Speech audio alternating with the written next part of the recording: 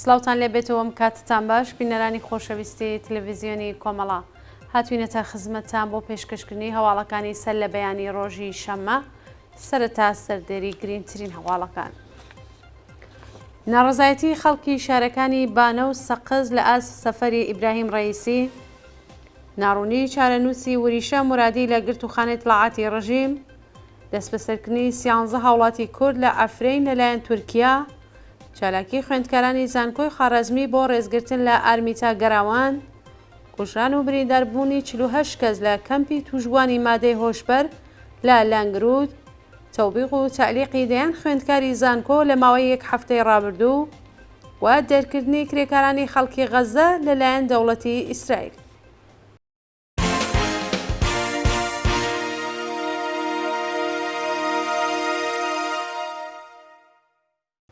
درێژی هەواڵەکان ناڕزایەتی خەڵکی شارەکانی بانە و سەقز لە ئاز سەفەری ئیبراهیمی ڕەئیسی بەپێی هەواڵی گەیشت و ڕۆژی هەینی 12 مانگی خەزەڵوەر و هاوکار لەگەڵ سەفەری ئیبراهیمی ڕەئیسی بۆ شارەکانی بانە و سەقز خەڵکی ئازادیخوازی کوردستان لە ئاست ئەو دۆخە ئەمنیەتە بەسەر شارەکاندا سەپاندویانە ناڕزایەتیان دەربڕی.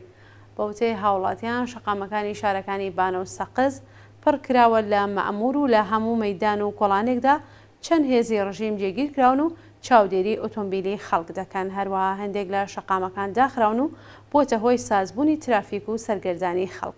خەڵکی ناڕازی دەڵێن هێشتا ئاسەواری جنایەتەکانی دەوڵەتی ڕەئیسی لەسەر شەقامەکاندا ماوەتەوە، نامانەوێت برینی پرئێش و ئازاری بنەماڵەی دادخوازان تازە بێتەوە.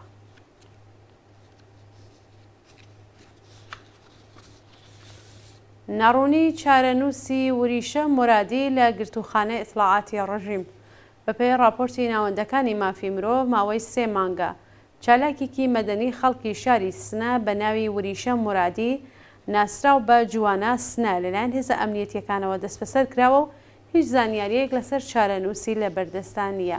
وریشە مورادی چالاکی مەدەنی و مافی ژنان 3 مانگ لەوەبەر لە دەوروبەری شاری سنە لەلایەن بەکرێگیراوانی کۆماری ئیسلامیەوە دەستبەسەر و بۆ شوێنێکی نادیار گوازراوەتەوە. وێڕای بەدوەداچوونی بنەماڵی ئەو بەندکراوە هیچ زانیاریەک سەبارەت بە هۆکاری بەندکران و چارەنووسی لە بەردەستانیە و بنەماڵەکەی نیگەرانی دۆخی تەندروستی ناوبراون. جێگەی ئاماژەیە کە هەڵمەتێکی تویتری لە دەرەوەی وڵات بۆ ناچارکردنی بەرپرسانی ڕژیم با وەڵامدانەوە لە ئاز چارەنووسی وریشە مورادی دەستی پێکردووە و چالاکانی مەدەنی و سیاسی خوازیاری کاردانەوەی توندی کۆمەلگای جیهانی لە ئاز پێشێلکاریەکانی ڕژیم لە بواری مافی مرۆڤ بوون.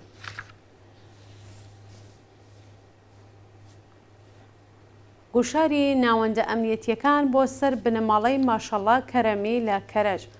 وێڕای تێپەڕبوونی 7 ڕۆژ بەسەر کاتی دەستبەسەرکردنی ماشەڵڵا کەرەمی باوکی هەمیشە زیندوو محەممەد مهدی کەرەمی لە گیانبەخکردوانی شۆڕشیژینە تێپەڕ دەبێت و هێشتا چارەنووسی نادیارە، بەڵام گوشاری ناوەندە ئەمنیەتیەکان بۆ سەر بنەماڵەکەی بەردەوامە.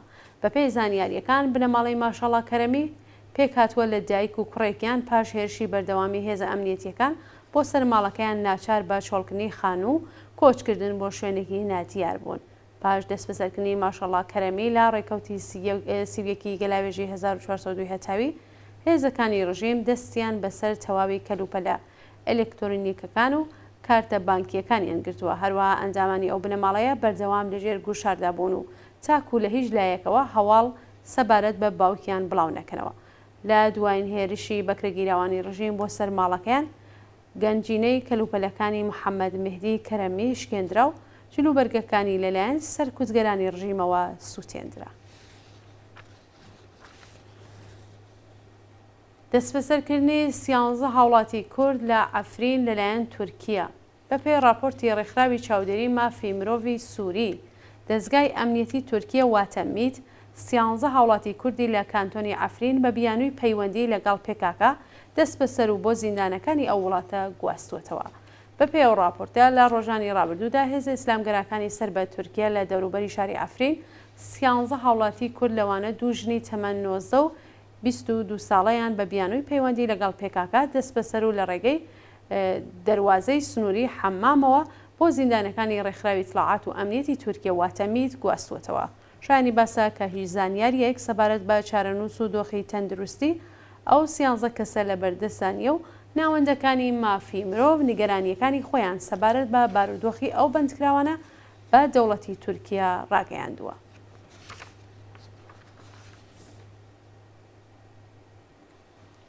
ڕێپێوانی ناڕزایەتی خەڵکی بەلوچ لە زاهیدان ڕۆژی هەینی 12 مانگی خەزەڵوەر وێڕای سەپاندنی کەشوهەوای ئەمنیەتی بەسەر شارەکانی زاهیدان و خاش خەڵکی ئازادیخوازی بەلوچ پاش نوێژی هەینی لە ڕێپێوانێکی بێدەنگیدا دژایەتی خۆیان لەگەڵ دەسەڵاتی سەرکوتگەری کۆماری ئیسلامی نیشاندا هاوکات لەگەڵ نزیکبوونەوە بە ساڵڕۆژی کۆمەڵکوژکردنی خەڵکی بەلوچ لە ڕەوتی شۆڕشی ژینان لە شاری خاش کۆماری ئیسلامی شارەکانی بەلوچستانی میلیتاریزە کرد و هێزێکی زۆری لە شەقام و کۆڵانەکانی زاهیدان و خاش جێگیر کردووە.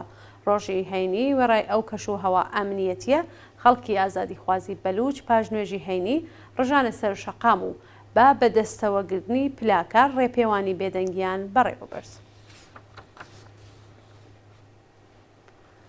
چالاکی خوێندکارانی زانکۆی خارەزمی بۆ ڕێزگرتن لە ئارمیتا گەراوەند. ڕۆژی هەینی 12 مانگی خەزەڵوەر خوێندکارانی زانکۆی خارەزمی تەران بە مەبەستی ڕێزگرتن لە یادی ئارمیتا گەراوەند چالاکیان ئەنجامدا.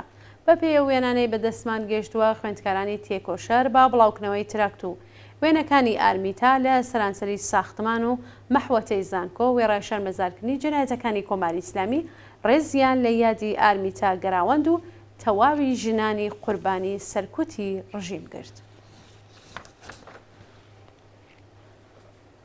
کوژران و برینداربوونی 48 کەس لە کەمپی توشبوانی مادەی هۆشبەر لە لەنگرود. بەیانی ڕۆژی هەینی 12 مانگی خەزەڵوەر ئاگرێک لە کەمپی توشبوانی مادەی هۆشبەری شارستانی لەنگرود کەوتەوە بەهۆیەوە 32 کەس گیانیان لەدەستا و 16 کەسی دیکەش بریندار بوون.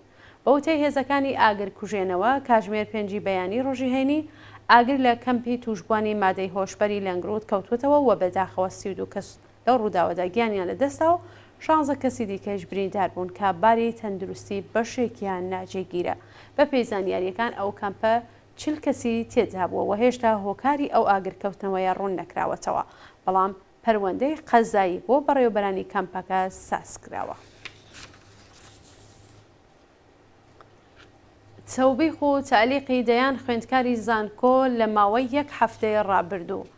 کاناڵی تەلەگرامی شۆرای سنفی خوێندکارانی ئێران ڕۆژی هەینی 12 خەزەڵوەری 1402 لە راپۆرتێکدا ڕایگەیاند لە ماوەی 1 هەفتەی ڕابردوودا بۆ شاری حراست و کمیتەی ئینزباتی بۆ سەر خوێندکاران تا ڕادێک بەرچاو زیادی کردووە و دەیان خوێندکار تەوبیخ و تەعلیق کراون.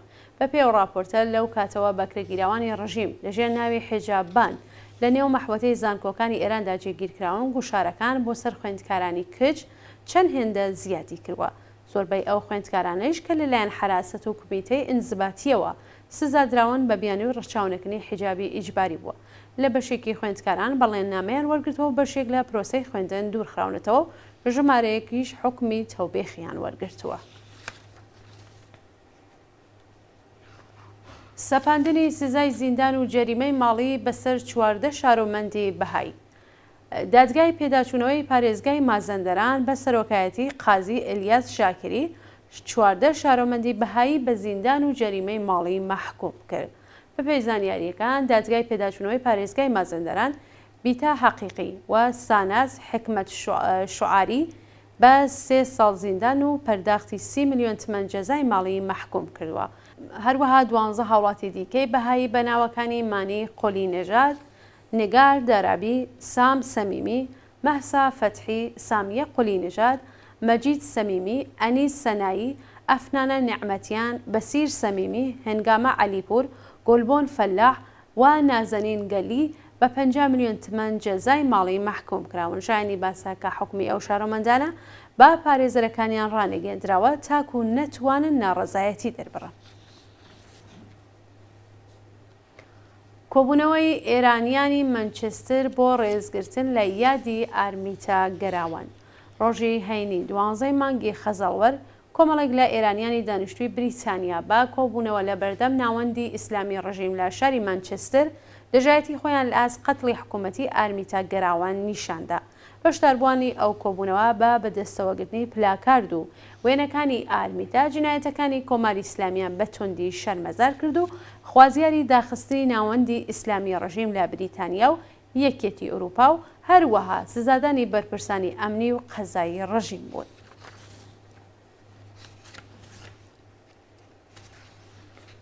درێژەی مانگرتنی کرێکارانی سەنعەتی جلوبەرگ لە بەنگلادێش. ڕۆژی هەینی 12 مانگی خەزەڵوەر دەیان هەزار کرێکاری بەنگلادێشی بۆ چەندمین ڕۆژی بەردەوام دژ بە دۆخی خراپی پیشەی و مەعیشەتی درێژەیان بە مانگرتندا و لەسەر شەقامەکانی جاکا و قازیپور خۆپیشاندانیان کرد. بەپێی راپۆرتەکان کرێکارانی سەنعەتی جلوبەرگی بەنگلادێش خوازیاری چوونەسەرەوەی ئاستی حەقدەست لە 70 یۆرۆوە بۆ 109 یۆرۆ دابینکردنی بیمەی دەرمانی و ئیمکاناتی ڕفاهی بوون. لە ماوەی چەند ڕۆژی ڕابردوودا زیاتر لە 300 کارخانەی بەرهەمێنانی جلوبەرگ لە بەنگلادێش بەهۆی مانگرتنەوە داخراون و هەروەهاش کە لە خۆپیشاندانەکانی ڕۆژی هەینیدا ناڕازیان لەگەڵ هێزەکانی پۆلیس تێکەڵچوون و چەندین کەسیش بریندار بوون.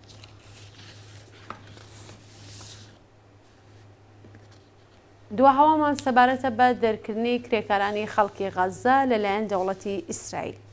بەپێی راپۆرتی دەستگای هەواڵێری فەرەنسا کرێکارانی دانیشتووی غەزە کە لە ئیسرائیل کار دەکەن لەلایەن دەوڵەتی ئەو وڵاتەوە لەسەر کارەکانیان دەرکراون و بۆ ناوکەرتی غەزە سنوورداش کراون.